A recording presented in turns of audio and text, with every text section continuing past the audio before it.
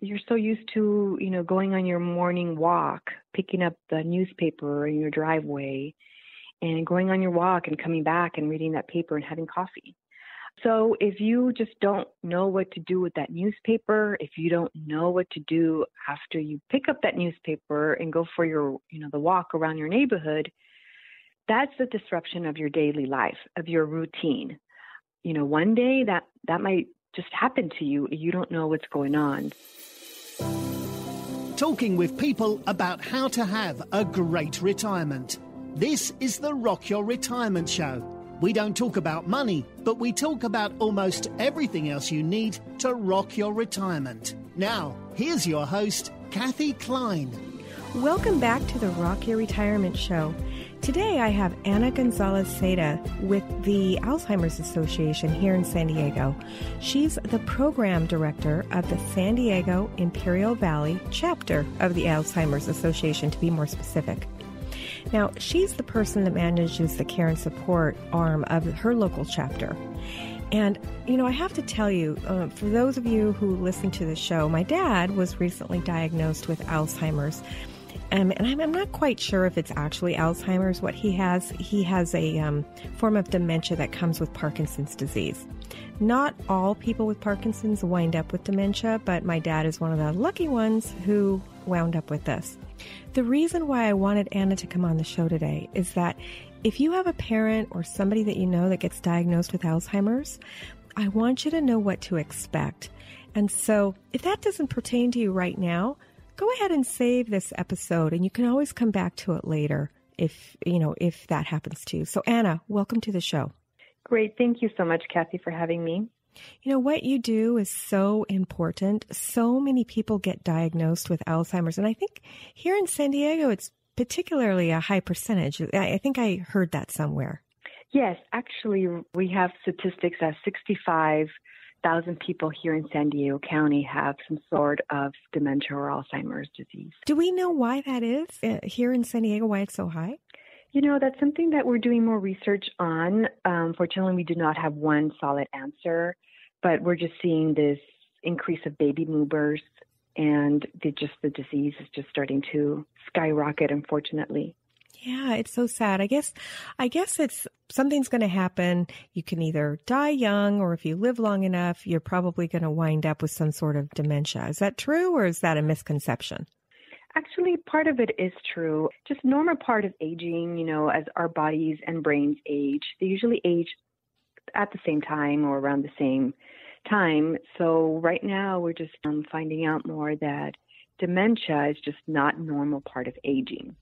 Forgetting your keys once in a while, that's normal. Making a bad decision once in a while, that's normal too. Missing an occasional monthly payment, that's also okay.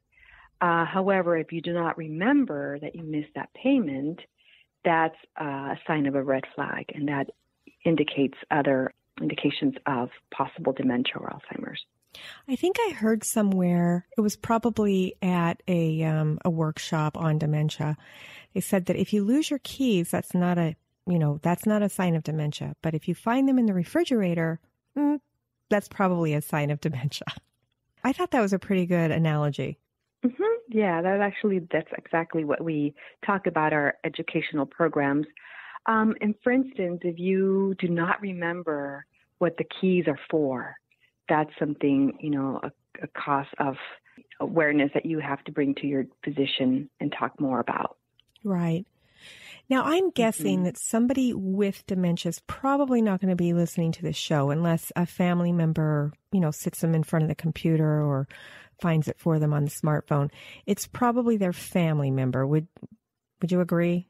We're probably talking Correct. to the family members here. So what would you say is pretty typical? What's the typical person that would come into the Alzheimer's Center? Baby boomers and the caregivers that are taking care of their baby boomers, parents.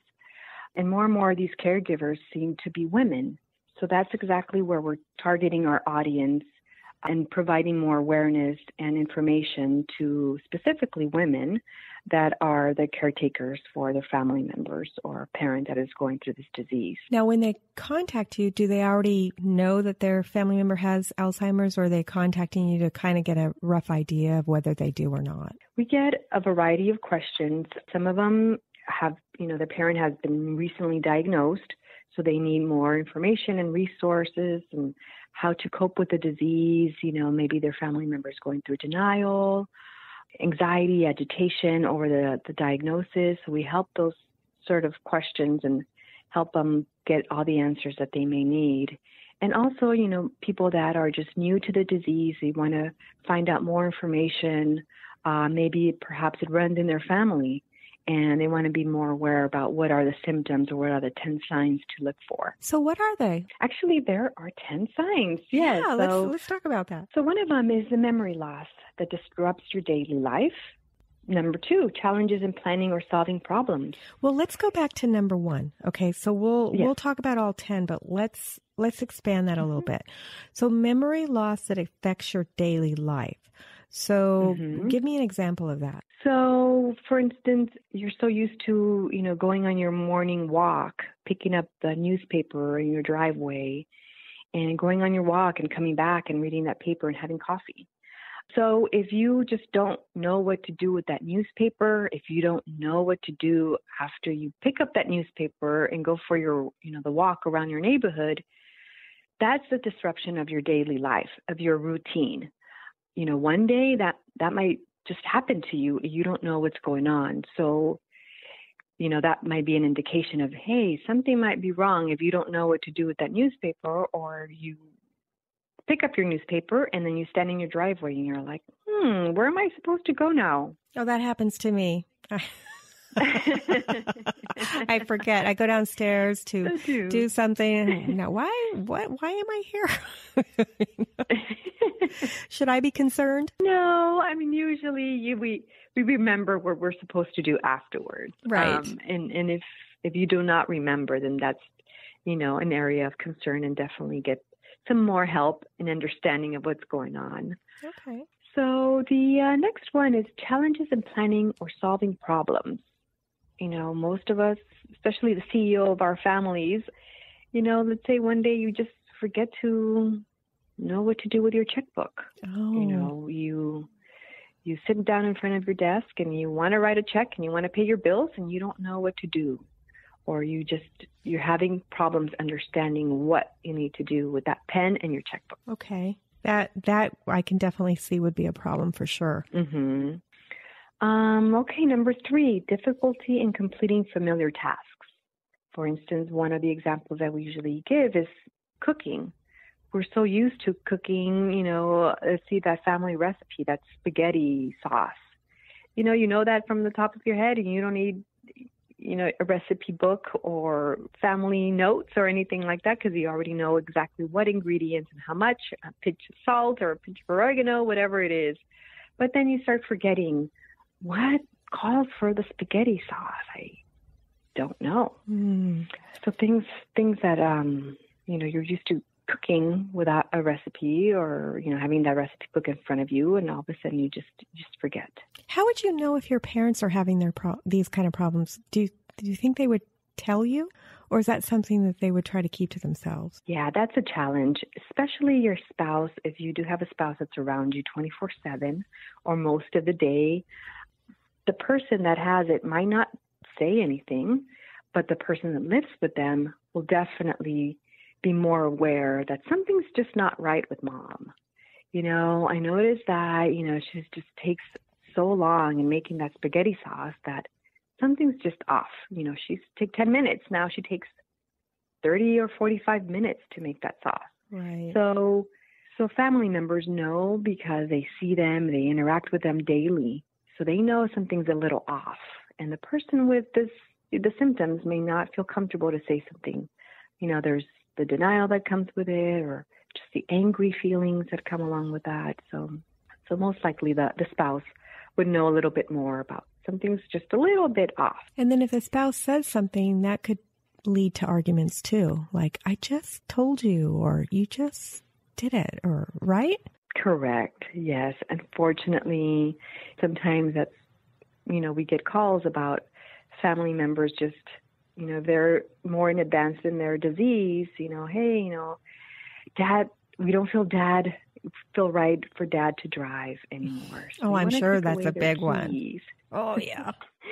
I know. So, we have a great sort of resource website that we work with, and it's just comprehensive. It's a little bit overwhelming, our website, but it's definitely something that we really direct people to take their time and really soak up all this information and resources, because there's so many, and, it just takes a little while to get through it all. So do it in chunks, right? Do it in small chunks. Don't try to sit down and do it all at once. No.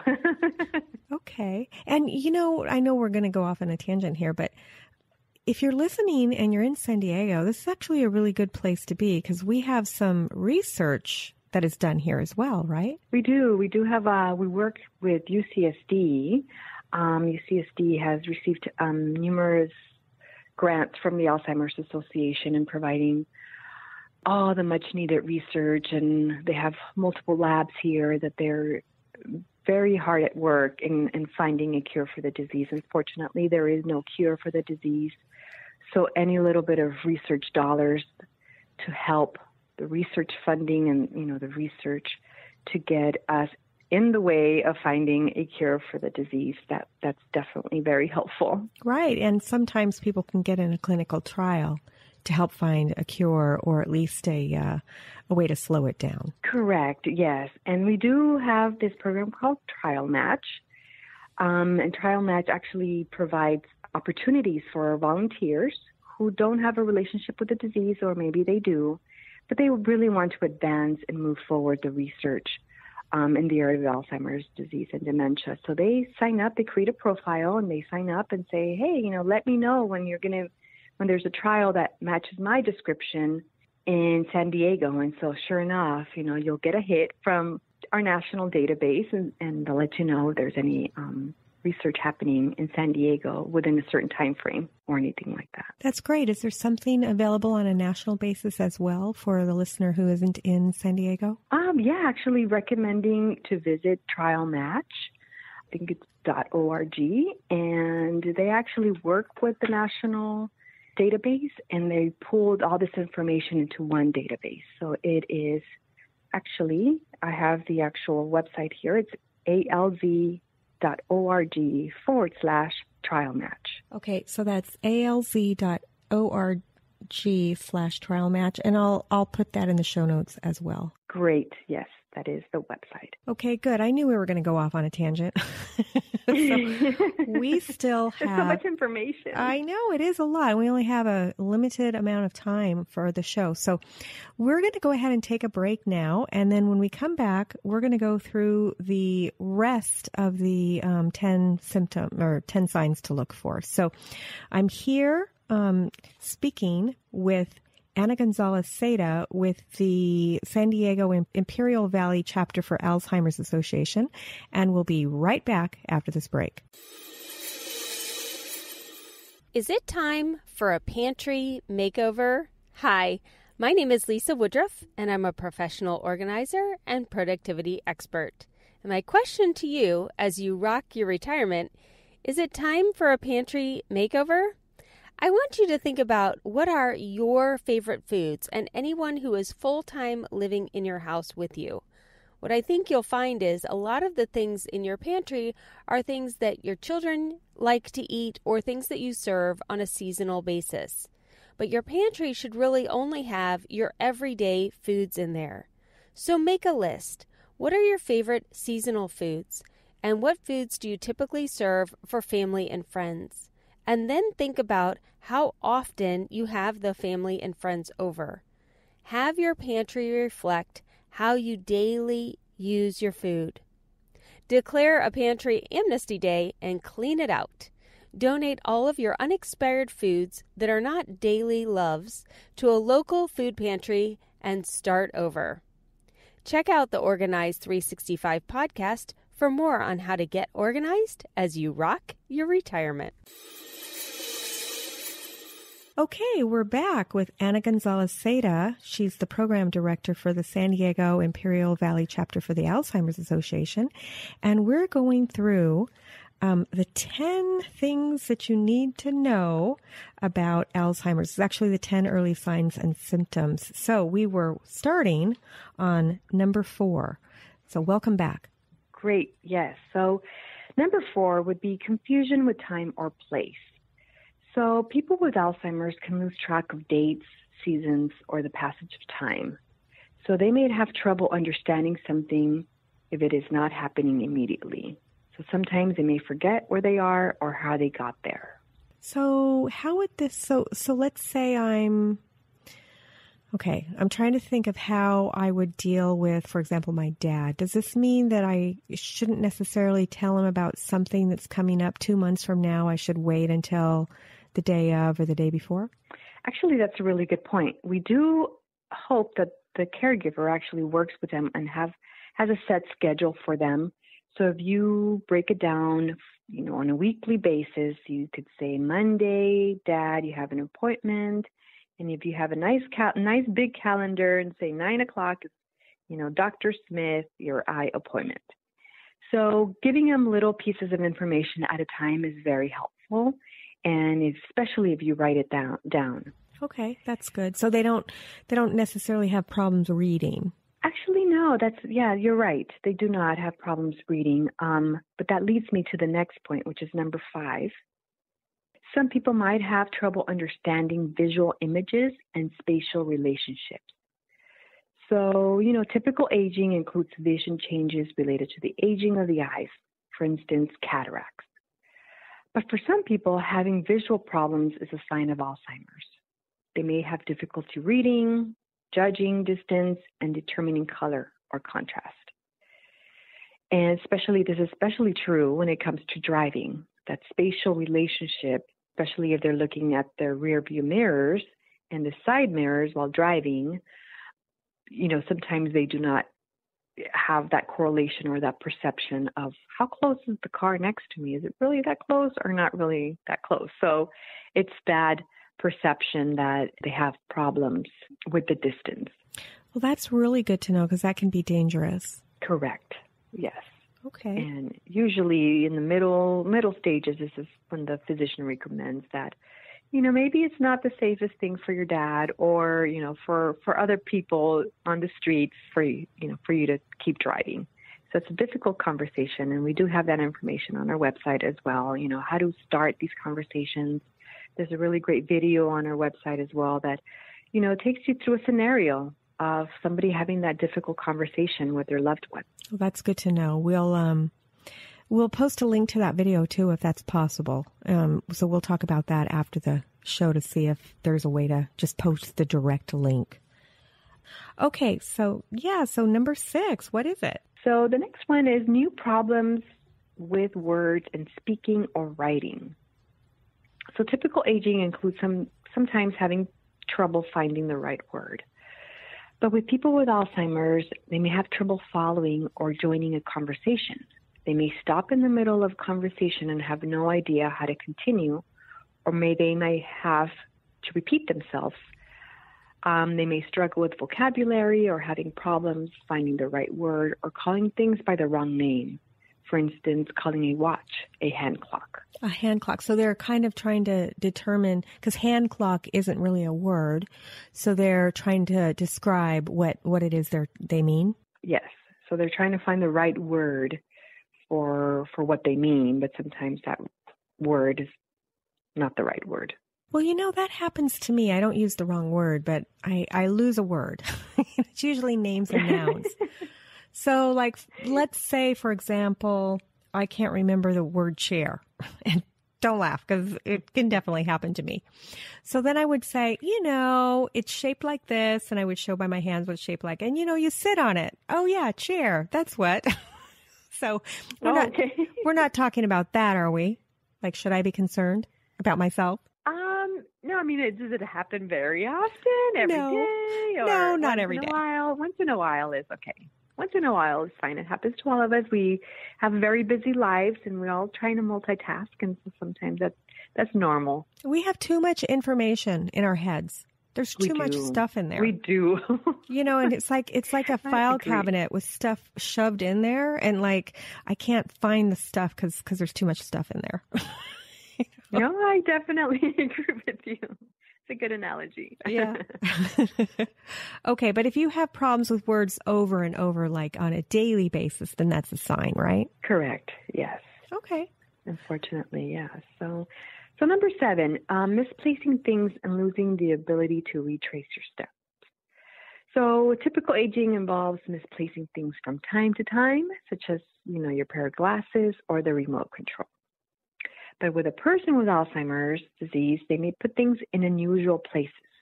They may lose things and be unable to, back over their steps and to find that item again. Like the refrigerator, like the keys in the refrigerator. Okay. Exactly like that. Yes. And they may accuse others of stealing because they know that they put those where they typically put, the keys. Let's say when you get home, there's a little tray right by your door, and you usually place them there. But if they're not there one day, then you're going to start wondering, who took my keys? Because you do not realize what you had done before and placed your keys, let's say, in the refrigerator or the freezer. Right. So okay. This is a definite sign. Yes. And if it happens, more than once, it occurs very frequently. That's definitely an area of concern. So number 8, decreased or poor judgment. So, for us, we usually forget, sometimes we make a bad decision once in a while, but people with Alzheimer's may experience changes in judgment or decision making. For example, they may use poor judgment when dealing with money, giving large amounts of money to telemarketers. Otherwise known as scammers. Not all telemarketers are scammers, but they're definitely out there for sure, right? Yes. And unfortunately, they know who to prey upon, and usually sometimes it's seniors. And so we definitely want to bring that awareness to seniors and their caregivers, because this happens quite a bit with a person with Alzheimer's. Somebody calls and gives them a sob story, and they feel bad, and they just say, hey, let me grab my checkbook. I'll write that amount for you. So that's another big area of concern. What do you do about that? Let's say, now I know I've had an episode on scammers, and there's whole episodes for that. But do you think that there's I mean, number one, usually seniors are the only ones that answer their phone. Other people, like, do you answer your home phone? That's right. Or do you even have a home phone? I mean, most people don't even answer their phone anymore, which is frustrating, but it's true.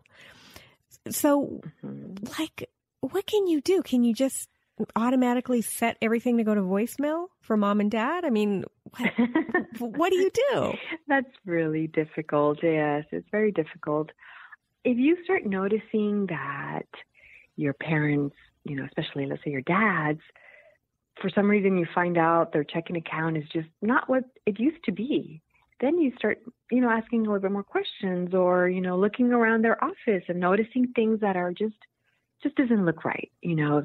If their checkbook just seems to be out a lot, and we start seeing these signs and symptoms and hints here and there, and so we start putting these pieces together, and fortunately we cannot tell them, hey, don't write that check, but we can make things possible that we use our own sort of judgment and say, things aren't just right here. Maybe I should have a conversation with mom, and just trying to get more information about things are being as far as their financial status and things like that. Good advice.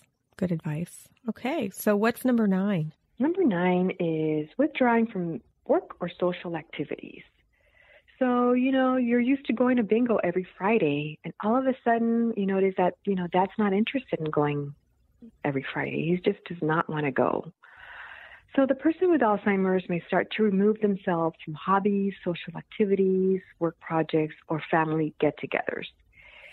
They may have trouble keeping up with favorite sport teams or remembering how to engage in a favorite hobby. They might notice that something is just not right with them, and they don't want to sort of be the topic of conversation or have people notice that, hey, something's wrong with your dad. So they avoid all these social situations. Maybe they don't want to notice it either. I mean, that would be so hard to know that that something's wrong. To me, it would be the most difficult part would be in the beginning stages of Alzheimer's. Once you're full on Alzheimer's, full on dementia, and you don't remember anymore, that would be, to me, for the person, a little bit easier, maybe harder for the family. But if it were me, it seems like it would be easier when I already don't know what's going on than when I do. It seems like that would be so hard. Oh, yes. No, I definitely agree. You know, I did have somebody in my class who was early stage. She was just diagnosed, I would say a few months. And she came to one of our educational programs, and, you know, it was a small group. And so we were sharing, and, you know, people were asking questions, and it was a very interactive but small group. And then towards the end of the class, she comes up to me and she says, hey, Anna, I just wanted to let you know that I've been diagnosed with Alzheimer's, and I'm here because I want to empower myself. I want to know what's about to happen. I want to know all the resources that are out there for myself and my spouse. And she came without her spouse. And she said, you know, I just want to learn more about this disease. So that to me, I was just blown applauding away. All her efforts. Yeah. Blown away. Exactly. I applaud her. And, you know, and that was just amazing. I didn't expect that to come from her. Wow.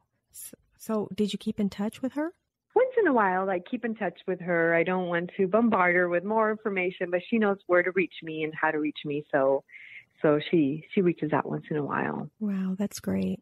Okay, we have one more. What is it? What's the last one? The last one of the 10 signs is changes in mood and personality. So typical aging can involve developing very specific ways of doing things and becoming irritable when your routine is disrupted. But with the person with Alzheimer's, it's much more easier for someone with dementia to do things in very routine ways with not much change or variety. They can become confused, suspicious, depressed, fearful, or anxious when situations call for spontaneous changes or quick responses. So as a result, they may be easily upset at work or at home or with friends or in places where they are out of their comfort zone. Okay, I can see that happening. And I can understand it too, because you kind of know that there's something wrong, or people are telling you that you forgot something and you're like, no idea. I can totally get that, why you would be irritable. I would be. I know, I would be too. I would be in a bad mood all the time. Exactly. Oh, it's just so difficult. There are treatments out there that may or may not work. Unfortunately, some of the drugs out in the market, you know, may work for somebody with the same symptoms or the same sort of disease, but may not work for the other person. And actually, I saw that in one of my classes that I was teaching. We had two individuals, two caregivers that happened to be women, and their moms both were on the same drug. And one lady said, you know, it does wonders for my mom. She can get dressed in the morning. She could do things a little bit more independently. On the contrary, with the other lady, she said, you know, she's on the same drug, but the drug is not helping my mom at all. So it's just so difficult. Just because we're all unique. You know, we all have our own chemistry and bodies. I do want to say one thing. I have this neighbor, and I don't know her that well. I just say hello to her while I'm walking the dogs. And when I first moved in here and I would see her, the neighbor said that she had, early stage dementia, and she was a shut-in and kind of cranky. She was the get off my lawn kind of person, Yeah. But recently, and I was actually kind of concerned about her, there are several people in the neighborhood that check in on her. But then about a month ago, she changed. She started wearing makeup. I've seen her driving. She's pleasant. Like she's very pleasant. I don't know if maybe she's maybe she's taking a medication now. I'm not really sure. But I personally have seen a dramatic change in just my interactions with her. And again, I don't know her that well, so I can't say, hey, are you on a new drug? I know.